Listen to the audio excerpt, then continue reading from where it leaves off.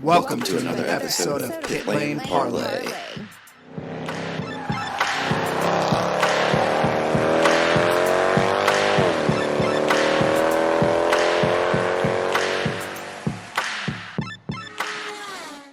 Welcome to another episode of Pit Lane Parlay. I am your host, Mike Jokum. Jess and Matt both join me tonight. Guys, how are we? You know, it's going, Mr. Semi-Robot. You were semi-robotic there. It's going. I thought your voice was excellent. Oh, thank you. You're just trying to make somebody's sucking up already. Which is very easy to do. It's like 8,000 degrees in my office right now. But I'm just trying to get my day off. Oh, right. Just last week, Matt complained that you got a day off last week, and his PTO requests keep getting rejected by HR, which is me. So now they're still rejected. Although you've gone to maybe like I'll give you a half day. I don't know. I'm so thankful. I mean, I just jump off halfway through the episode. Yeah. All right. Well, if you're at home and you just randomly stop hearing my voice, you know why. Yeah, PTO. Anyway, so we'll dive right into it here. Actually, some stuff to talk about this week, which is nice. A potential new team, Top Gun Racing, is entering RC Enerson for the iRACING event this weekend, with plans to tentatively enter this year's Indy 500.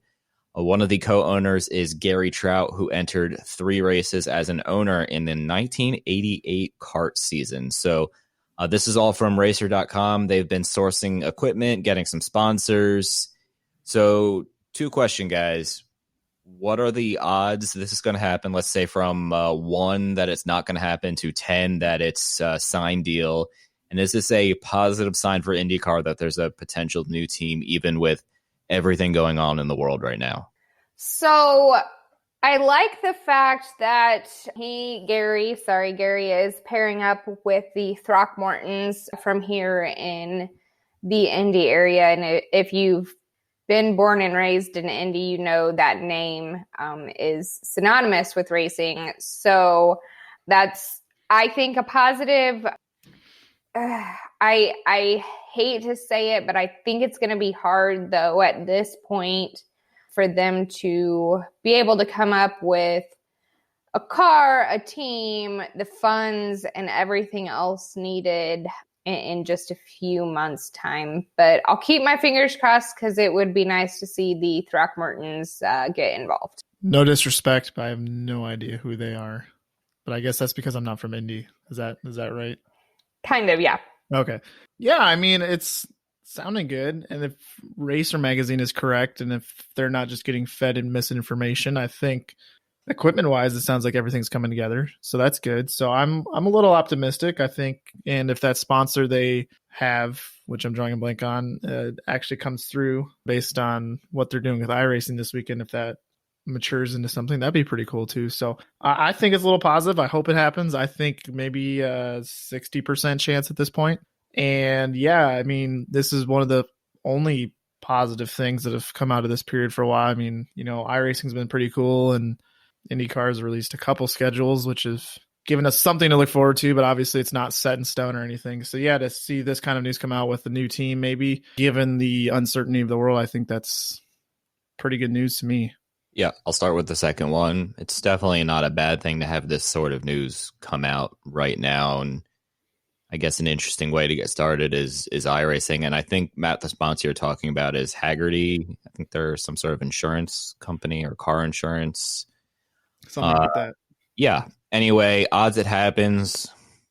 I feel like it's so tough it's always tough to predict something like this, even when the world is running normally, and now especially.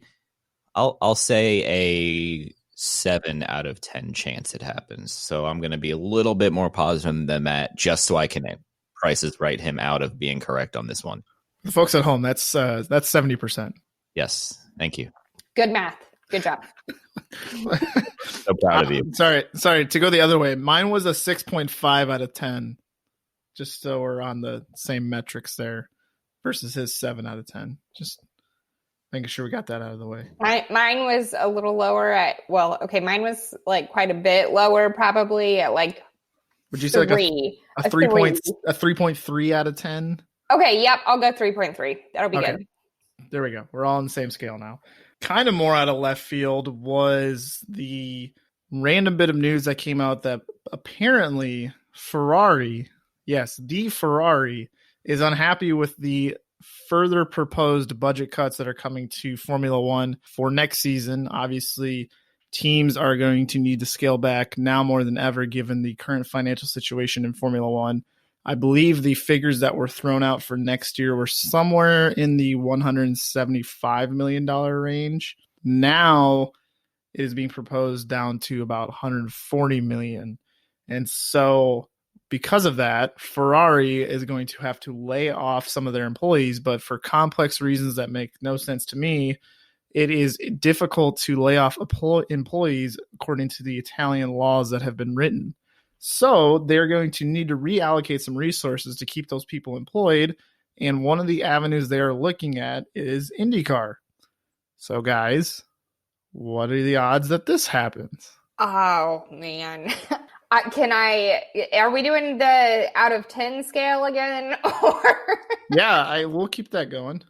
Okay, so I'm going to say a 1.2 then. Obviously, I don't understand Italian employment laws either, but it seems odd that they're thinking of how to keep these F1 employees employed instead of laying them off is to bring them to an entirely different series where they have no experience. It just doesn't seem like the best idea to me, but obviously they have money they want to throw at it, and if they so choose, I think they could do it right if they hire people from over here also, but it'll be interesting to see for sure how it all plays out.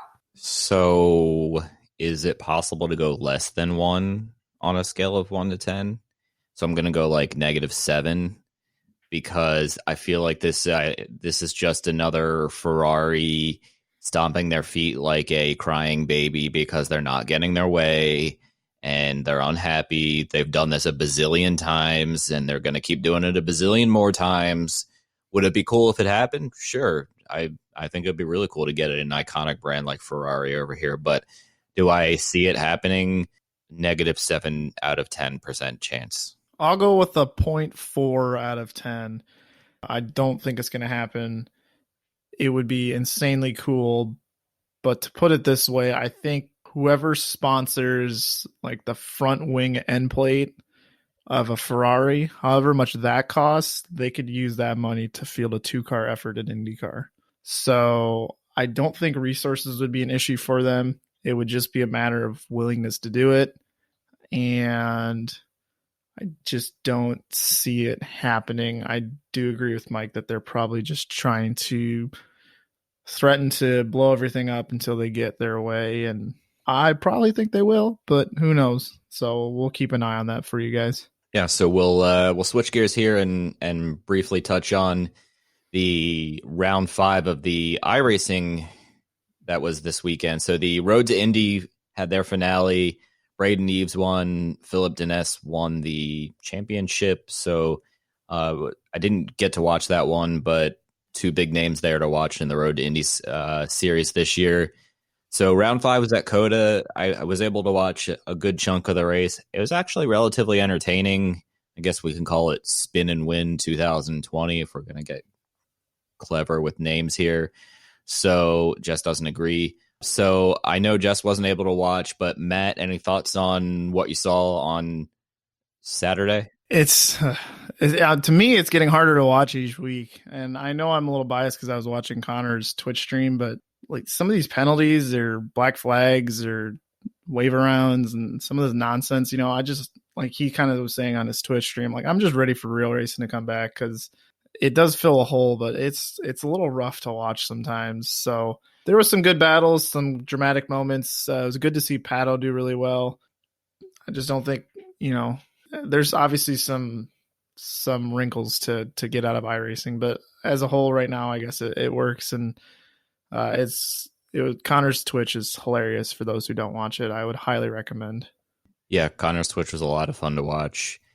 I don't understand iRacing rules and regulations, and I know some of it is based on their software and you can't change it. That's fine, but I still don't understand it. And that, like you said, Matt, is frustrating and confusing. But we will touch on the predictions first here before we talk about the next race. I will start with the worst prediction of the week, and I'm sorry because I was really rooting for you here, Matt, but Robert Wickens unfortunately did finish 32nd. So, Matt, you have come in last yet again. No, go ahead. Make fun of Robert. See if I care. No, I'm not making fun of Robert. I'm just making fun of you. Oh, okay. So, Jess picked Scott Dixon, finished a respectable 11th, which for somebody who has very little iRacing experience is very good. I did predict Lando, who did win, as kind of like an easy layup pick here. So I'm going to give Jess the win for going out on a limb and picking Scott Dixon, despite having not watched most of the iRaces. Nope, wrong. I know. No, I know. It's the real winner out of all this was Tanner Watkins. So congrats, Tanner. You you fed Mike all the info. All Mike had to do was just say the name. Just so you're not completely confused, you can actually look up iRacing statistics on the website if you have an account. So I texted Tanner and I said, please give me Lando's iRacing statistics. They're ridiculous. He's won like 50% of his races, and he's raced over 1,000 races. Yes. So then Mike's like, oh, I'll pick him. And I'm like, oh, okay. Thanks, Tanner. I guess I cheated in that one. So imagine that, you cheating. Shout out to Tanner. Tanner wins. Jess was second. Mike was third, and I was fourth. I'm fine with that. Just the fact that there are stats on iRacing makes me want to have another beer. Yeah, that's no. Did you know on F1? So the game that we play, Xbox. I'm going to say no because I don't know anything about it either. Well, it's not a Danica fact. I promise. It's did you know you can check how many front wings you've replaced in an online lobby? So like I was at like 17 and Neely, who had like the same amount of races as me, was like 28 or something. So he's had about a dozen more broken front wings than I have. No, I didn't know you could do that, and I will never do that. So, okay. Oh, on that note, I didn't know that either, to be honest with you. We are going to the Virtual Indianapolis next, which was kind of interesting because they said this was going to be a non-IndyCar dream track, and I'm sure what happened was Roger Penske came in and said, no, this is on NBC. We're going to Indianapolis. So does anybody care that it's not an IndyCar dream track? Matt, do you care? I know Jess. No, I mean, if it wasn't going to be like a fantasy track, then Indianapolis would have been my first pick. Yeah, if you're going to call it a quote unquote dream track, Indianapolis is the dream track. I'm just saying, like, yeah, even though they actually do race there, it's still the dream track. I can agree with that. And so we're gonna make our final iRacing weekly predictions. Whoever wants to start can jump right in. Yeah, I guess since I don't know jack about any of this iRacing stuff, I'm just going to throw a name out there. So I'm going to go with Alexander Rossi. I'll go with Willpower. I hate you. You've picked him like 2 times already. You've picked him once, Sage twice, Lando once. Are you going to pick a dark horse at some point? Yeah. I have picked all dark horses, and I think I've done really, really well, and I'm not even watching them. So. Yeah, please tell me how Scott Dixon's a dark horse. Well, in iRacing, he's a dark horse. Oh, whatever. Indycar.com mentioned him as an up-and-comer in their iRacing article last week. I would have thrown my laptop against a wall if I was Scott Dixon and saw that.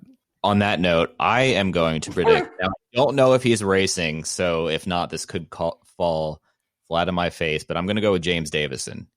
He's done very well in the iRacing world from what I've seen on social media, so I'm going to go with James Davison.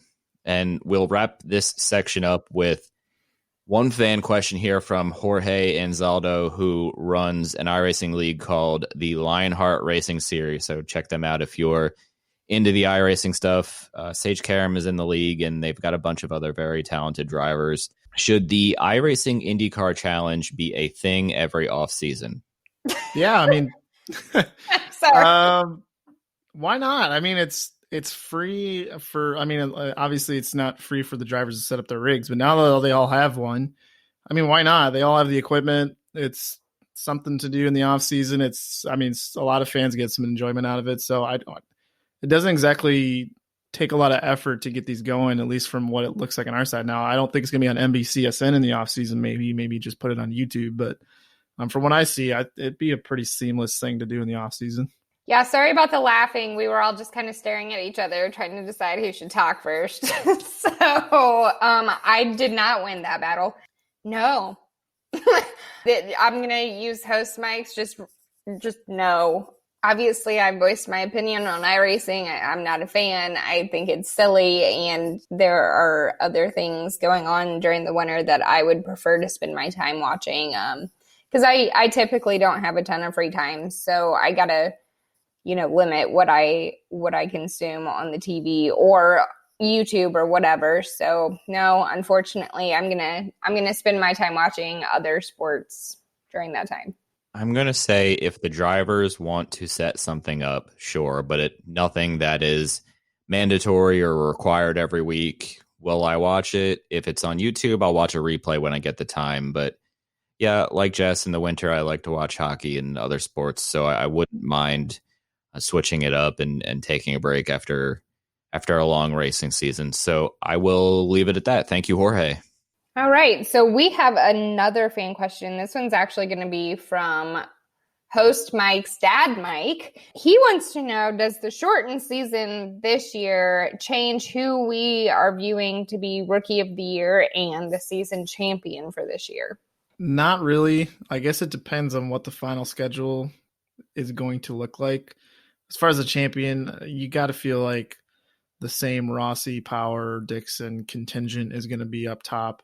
And then Rookie of the Year, it's going to kind of be a Askew versus Award versus whomever. So, or sorry, not Award.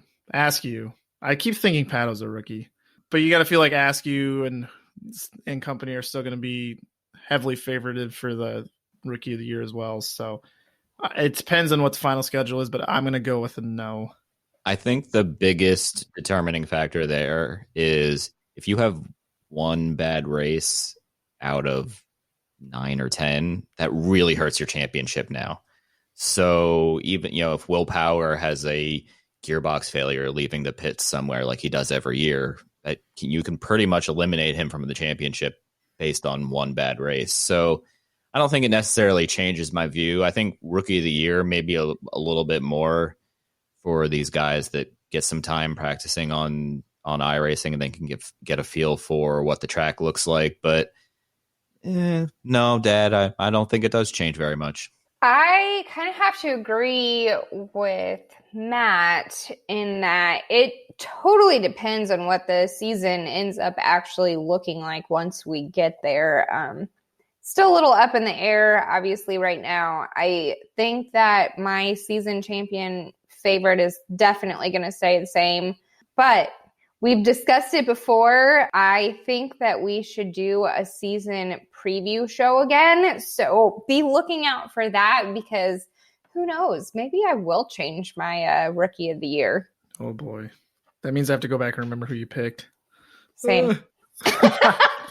It's going to be like a whole new world for us. We're not going to remember anything we said. We're going to contradict each other. It's going to be fantastic. It's going to be great. And we will not be able to judge ourselves at the end of the season, because which one were we actually going by? Who knows? All right. Quick pit lane parlay GP recap. Xbox League just completed round 7 at Montreal. I did win the race, followed by Jake Neely and Connor Taylor. So that was awesome. Jess also wished me a congratulations, which made that much sweeter. So that was excellent. So thanks, Jess.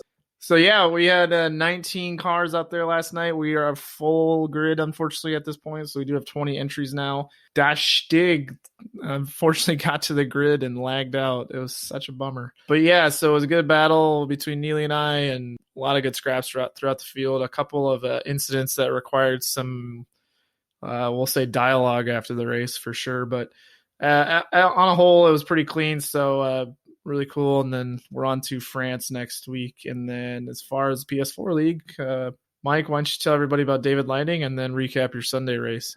Yeah. David Lighting won Spain by, I don't know, like a lap and a half.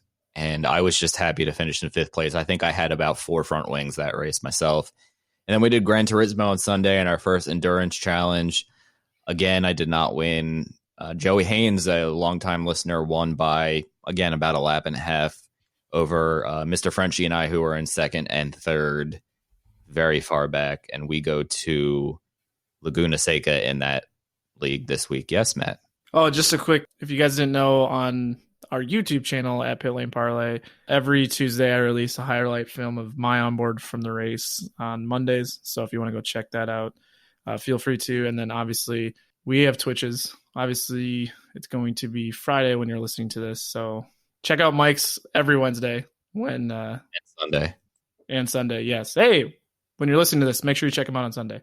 And then me on Monday, and we got a couple others who do Twitch streamings for our Monday league. I still don't quite understand what I'm doing with it, but like if people enjoy it, that's fine with me.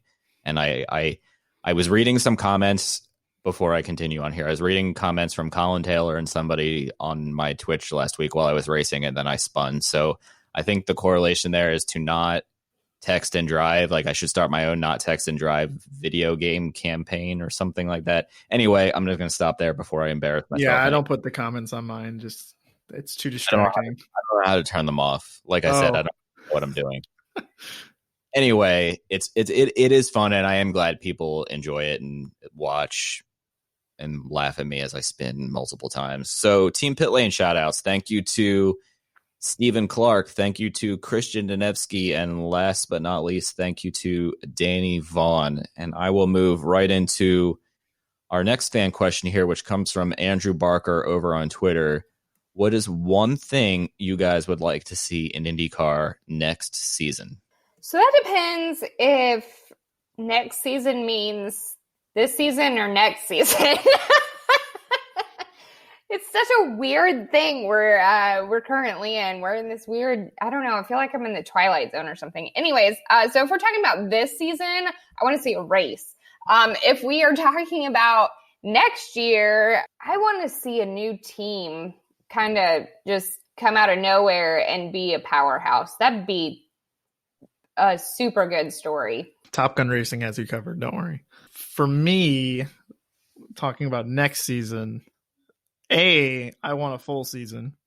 And B, I would love to see engine testing not get delayed. So I would definitely love to see them try out the new engines next year in the hopes that we still get them in 2022. Good answers. I will go with, I hope we get a rookie like Robert Wickens that is really fantastic and also just really fun to be around, very inspirational, that sort of, on and off the track level talent. He's talking to you, Kyle Kirkwood. Sure.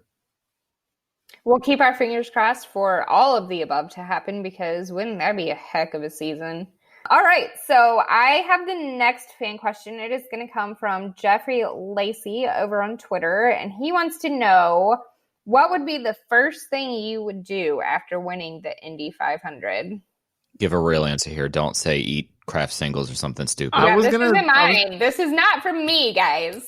I was going to wait for you because, if it was being honest, I totally understand what drivers have to do after the race on, the Monday. They have to go through, 70 hours of media interviews and whatnot. So I would probably take a nap if I was being honest. But if it was the real world and I could do anything I wanted, I would go back to my college town and pick up everybody's tab at the restaurant, at my favorite restaurant, Boulder's Tap House, and just gorge on never-ending loaded fries. That's what I like. If that's my ideal, perfect celebration for myself. I'm kind of mad at you because I was going to say eat a load of cheeseburgers and french fries and just, all month you're focused. You probably need to watch what you're eating during the season. Maybe before you do like 6 days of media interviews, you just kind of let it go and eat bad food, fast food, and go wild. But also, I think napping is very important there. Even if you have to bring like a blow up mattress and sleep on the track in between media things you do when you're there till 10 or 11 o'clock at night after the race. So, I'm sorry, Jess, go ahead. Yeah, thanks. So the food sounds great. The nap sounds okay. Don't say Disney. I'm going to Disney World. I saw that coming. Come on. I mean, seriously, you knew that was going to be my answer. I mean, it's just like winning the Super Bowl. I got to freaking go to Disney World, man. And I want a parade just like Super Bowl gets because hello. And how big would that be anyways? Because I'm a chick. Just saying. All right. As a reminder, I've been to Disney once. I think I was 5. I've been there once as well. It was 8 years ago, 9 years ago. And there's Jess who's like, I used to go twice know. a week. Yeah, I don't even know anymore, but I can say that I've been once with Mike's wife. So I've even got that covered. Well, anyways, thanks for the question, Jeff. Moving on, got another fan question on Facebook from Andrew Kinsella. Wants to know, is Road America our best shot at our first race of the season, given that fans will have a lot of space there? I see where Andrew is coming from. There is, I don't know, hundreds of acres of land there, I think. And there's plenty of space if you limit maybe the camping spaces to 10% so people are spread out. Sure, but I'm pretty sure the Wisconsin area is hit pretty hard by the whole COVID-19 thing. I think they've had a lot of trouble up there. Maybe not. Either way, I'm going to say no, there are going to be no fans there. I think it's going to be maybe mid to the end of July when we see that, if we do. Yeah, I would love for there to be fans at Road America. I would, but given that at that particular track, most people camp, they have to share restroom facilities, they have to share shower facilities. I just don't think that it's probably in the best of ideas. I mean, it's obviously a little, almost 2 months away now, but if you had to ask me right now, I would say no, run it with no fans, but obviously we've got a little time between here and there, so that could very well change, but I think it's going to be too difficult to do it. Yeah, I'm trying to quickly kind of look up the Wisconsin data, and it looks like as of today, which is Tuesday, they have 6,000 cases. I believe America, according to the CDC, is at about 980,000 cases. So definitely kind of on the lower end there. Still, I completely agree with Jess is that you can't ignore things like concessions, bathrooms, gate entrances, things like that. There's really no easy way to stay away from people. And I get the question as far as, yeah, Road America is huge, but there are still areas like Turn 5 and Canada Corner and places like that where there are lots of fans in a small area. So while it's not going to be one giant grandstand like we would see in an oval, you still got a lot of areas with a lot of people. So I'm still thinking that we probably would see a Road America race without fans at the very least. It would be nice if there were fans, but like I said, we have time will tell. I'm hopeful that Indycar will get this all sorted out and get some good ideas going quickly and let the fans back in, but not going to hold my breath too soon. So, guys, we've been playing this fun little game, the 3 facts game. So it's time for the 3 facts game. And guess who's going to stump you this week? Okay, actually, I don't think I did too bad at picking my hints. I mean, it's not as hard as the one I did before, but it's still not super easy either. So I'm not going to give you any years or anything on any of this stuff, but this person was in the top 5 in the Red Bull driver search one year. This person is a Patriots fan, and this person has 7 IndyCar wins as of today's date. Rossi? It is. Good job. That was my guess too. I'm 'Cause impressed. The Patriots fan gave it away. The only one that really, and 7 wins kind of was the only one I could think of. The Patriots thing I thought might throw you, though, since he's from California. So I could see that one going either way. The only reason I know he was a Patriots fan is because when the Super Bowl was in Minneapolis, he came. And I was kind of like, oh, I wish I could have run into him and say hi. That's fair. Fair. I didn't know that. He was gonna expect that, being in Minneapolis, that anybody was gonna come up to him and be like, "Hey, are you Alexander Rossi?" Because no one cares about racing in Minnesota. So correct. It sucks. It's too cold to race there. Oh, but we can still watch it. Fair. Okay. On that note, we're going to turn it a little more positive here to end out the week with our stars of the week. I'll start. HMD Motorsports parent company, HMD Trucking, has been partnering with Turtle Plastics and sending loads of bottled water up to Flint, Michigan, which has major water problems for years now, but especially during the COVID-19 virus outbreak, they've been really hit hard up in the Michigan area. So HMD and the plastics company have been doing trips up there from Indiana for the last couple of weeks, I believe, when I saw the article. So really cool to them, and cool that it's a team in the Road to Indy paddock helping out. Yeah, that's awesome. I will go next. Mine is actually not racing related, but I thought this was a really cool thing. This week, military flyovers are happening all over the country with the Blue Angels. I know here in our state, the Indiana National Guard is also going to be doing a flyover. And it's all to just basically say thank you to the frontline workers and essential workers that are still going every day. And I was just really kind of blown away by the fact that they are doing these flyovers. I think it's awesome.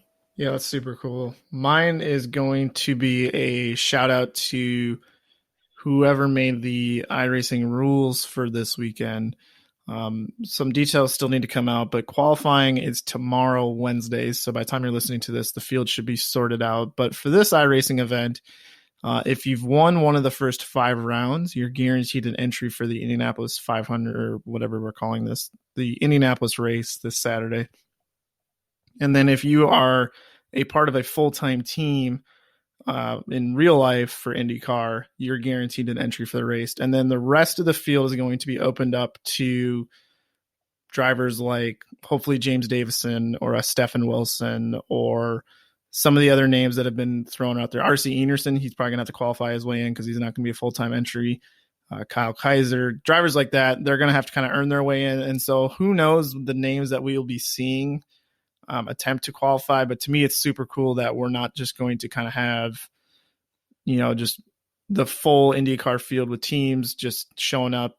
To me, it's going to be cool to see if we can get maybe a dark horse or two in the race to see if they can mix it up with some of the IndyCar stars. So I really like that. I think it should generate some buzz, and I'm interested to see who can get into the field because that'll be super cool to watch. Awesome. Yeah, I hope you all enjoy it. I will probably not be watching, and I'm not knocking anybody for enjoying it. Please don't take it that way. I just don't care for it. So I hope you guys like it, and I hope it's a good race for y'all. And yeah, like you said, maybe a dark horse will win. Yeah, it should be interesting. I'll probably tune in because I don't really have anywhere to go. So with that, guys, unless we have anything else, Jess, go ahead and sign us off for the week. And guys, keep your lug nuts tight.